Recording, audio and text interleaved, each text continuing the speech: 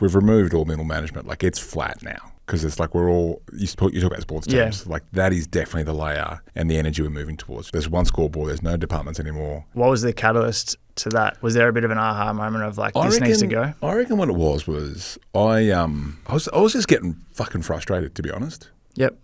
In the biz, because, you know, just like we all grew up, you know, people that have got businesses now, like we grew up with the old world books of how you should build a business. And I think, you know, what's changed since was, I think somewhere along the way, you know, we all thought we needed to put layers in place, departments in place, and leadership look like you can do things from above and not have to be amongst it. Yep. But I think what that got confused for me was I just felt disconnected from everything. And I saw like client results weren't there. I didn't feel connected to the mission as much.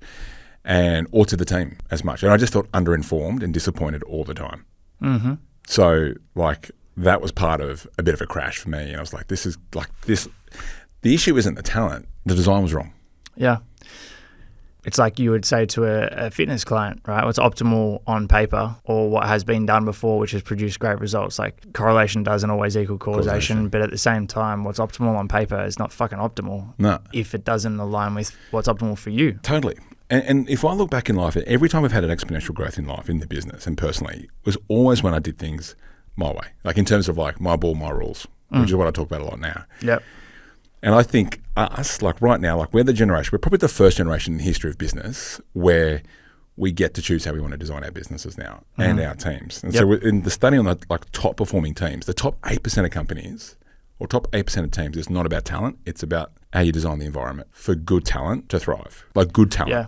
Not these A players that everyone's looking for. Yeah. That's the biggest thing that I think I'm pushing, you know, in terms of a narrative out to my audience as well, is everyone's out there looking for these A players.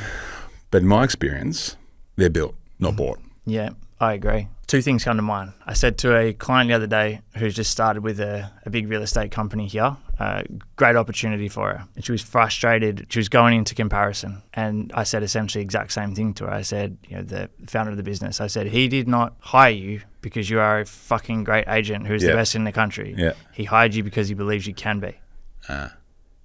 He believes you can be. So the environment you're in is the perfect environment to become that.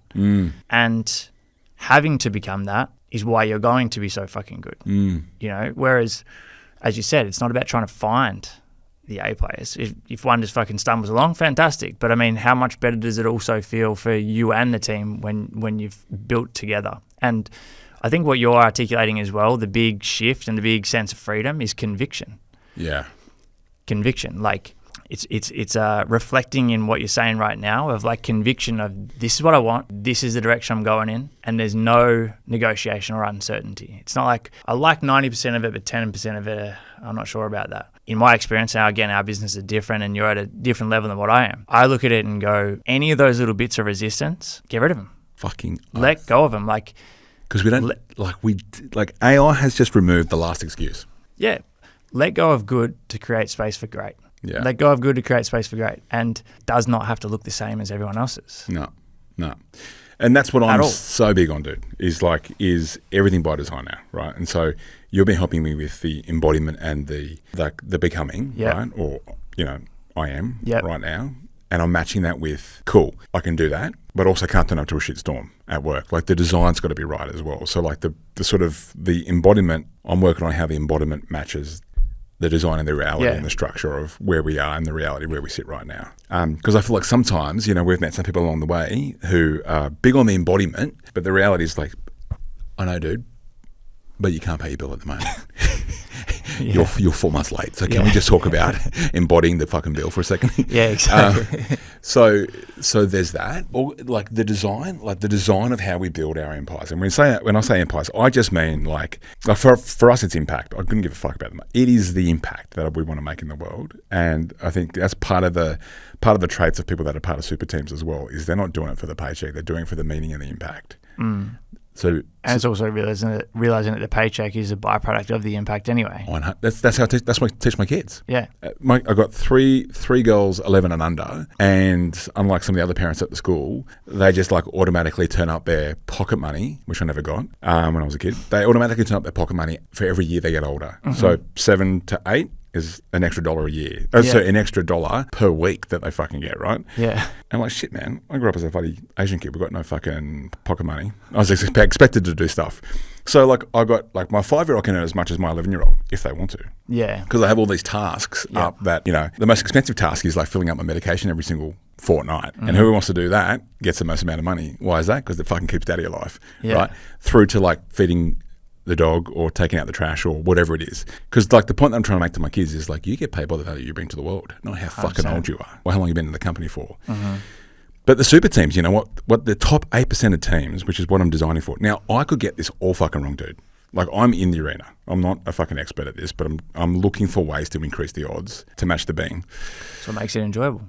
Fucking oath. If you knew exactly that you were guaranteed to do it, it wouldn't be fucking exciting. No.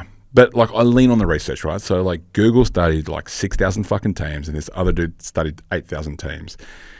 So there's some data. The first thing that comes across is it's not the talent. So players with low trust will get outperformed by average talent with high trust. That's called psychological safety. So what we normalize is experiments. So like super teams experiment more than any other team. The reason why our clients grow 10 times faster than the industry, it's not because they're any fucking smarter, but we experiment they always run experiments every 6 weeks. We do every 6 weeks or 8 weeks. So at any one time, we've got 400 clients right now, as of right now. There's 400? 400. There's 400 experiments, Danny. Every 6 weeks. And then we report back on the data. And so people have just got like they've almost got like a time machine. So they don't need to make all these, they don't need to make the wrong moves, right? And we've got AI in the background to support that. So they can see, like it's almost predictive now. The second part is super teams are flat. So we've gotten rid of middle management and departments. In favor of peer-to-peer stuff. So like Sophie, Ryan, like the team, they meet and they're always striving for how can we continually improve. And instead of like super teams ask for feedback at least twice as much as any other team. So they're asking, they're not just waiting every quarter from your 3-up manager who doesn't give a fuck about you. It's not passive, it's active. It's like, tell me what I could have done better then. So Sophie would jump off the back of the call and go, what could I have done better then? Or how would you have written that email differently? So we ask, so we normalize it, and it's a lot more about constant improvement than critique. And I think the third element is like, we don't stack our weeks necessarily for productivity. We stack it for time and energy. So we're getting better at this.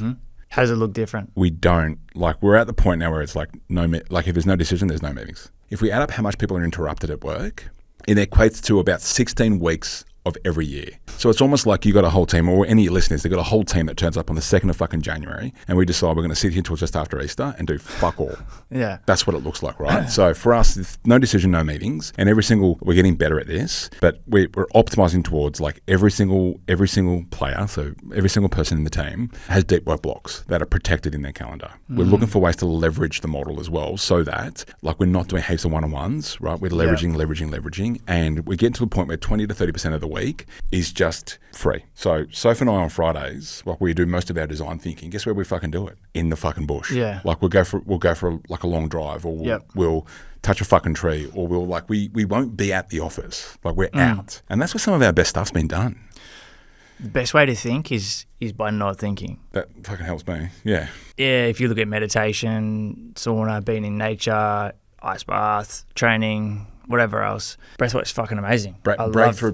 It's I was best. 800 calories the other day doing it. It's wild. They feel so good because you're not thinking the usual thoughts, right? And so I said before about this whole capacity and space thing. It's very hard to be creative and have these new thoughts filter in when essentially it's just a replay, a repeated process of the same shit over and over and over and over and over again. When all of a sudden you detach from because you think like you're in an office or whatever, the environment itself is helping produce whatever the thoughts are. So when all of a sudden you are detached from what's normal, detached from anything and everything that would usually help you create those thoughts, that's when the best shit comes in because you're no longer thinking.